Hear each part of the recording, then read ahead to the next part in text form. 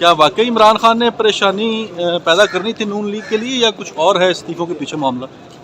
नहीं, ये तो लगता है कि मुस्लिम लीग नवाज तो बिल्कुल घबरा गई है। उनको तो उनका वोट कोई नज़र ही नहीं आता। कराची में देखें, जहाँ पाकिस्तान पीपल्स पार्टी ने बेहतरीन परफॉर्मेंस दी, वहाँ मुस्लिम लीग नवाज तो ख़त्म।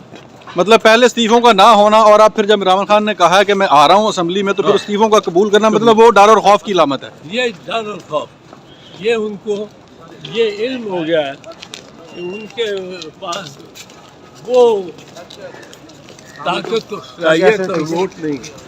तो इमरान खान साहब के पास कोई नेशनल असेंबली में कुछ और भी ऑप्शंस मौजूद हैं सर? मुमकिन तौर पर क्या ऑप्शंस हो सकते हैं इमरान खान के पास अगर वो नेशनल असेंबली में जाते हैं? नेशनल असेंबली में अब तो नहीं जा सकता क्योंकि उसका इस्तीफा मंजूर हो गया।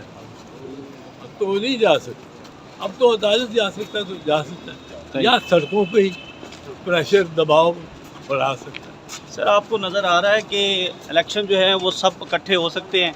नहीं हो सकता।